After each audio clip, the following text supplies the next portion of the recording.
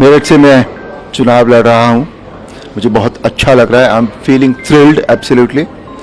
कारण यह है कि मेरठ मेरी अपनी जगह है। मैं मेरठ में पैदा हुआ, मैं मेरठ में बड़ा हुआ, मैंने मेरठ से मेरी पढ़ाई की। तो एक ऐसी जगह जहाँ ये सब हुआ है, उससे कितना जुड़ाव हो सकता है आप सब लोग अंदाज़ा लगा सकते हैं इस बात का। तो आज मैं मेरठ जा भी रहा हूँ, तो आई एम फीलिंग थ्रिल्ड। बहुत अच्छा लग रहा है।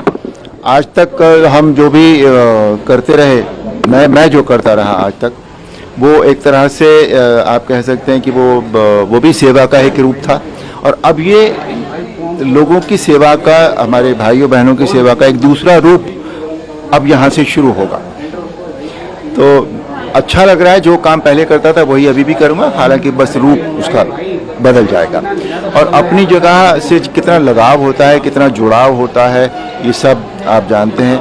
मैं 2-3 साल पहले लास्ट टाइम जब मेरठ गया था, तो वहाँ के मतलब आज जब से हुआ है कि मुझे मेरठ से चुनाव लड़ना है, तब से वहाँ का मेरा पुराना घर, मेरे जिन गलियों में, जिन कूचों में, जिन स्कूल्स में मैं पढ़ा हूँ, वो सारे मेरी नज़रों के सामने जो है वो घूम रहे हैं।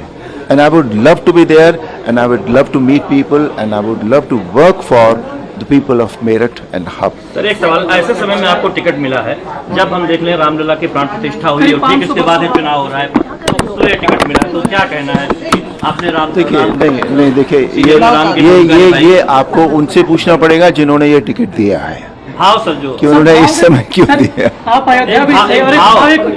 भाव तो देखिए है, इस समय पूरा देश, पूरा विश्व जो है वो राममय है ना।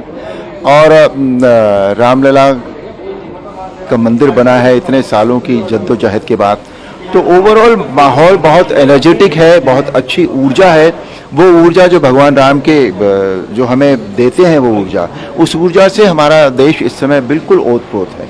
तो अच्छा लग रहा है, बिल्कुल हर चीज़ पॉजिटिव नजर आती है। सर, मेरठ की जनता के लिए बीजेपी ने सर इसीलिए 370 का एक नारा दिया और 400 पार एनडीए से, तो आपको लगता है कि ये जो तमाम काम हुए उसमें ये आंकड़ा आ जाएगा? नहीं, काम तो देखिए इतने हुए हैं कि उनको गिनाया नहीं जा सकता।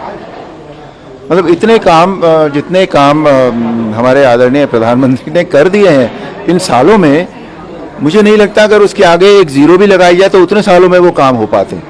इतना उन्होंने काम कर दिया है।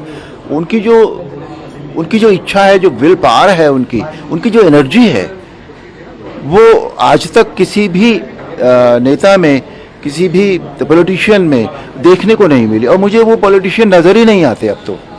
अब मुझे वो एक ऐसा कर्मठ आदमी नज़र आता है जो अपने देश के लिए, अपने देश के लोगों के लिए, अपने देश की महिलाओं के लिए सब कुछ भी करने को तैयार है और कर रहा है। वो जितने वादे उन्होंने किए हैं वो सारे पूरे हो रहे हैं धीरे धीरे।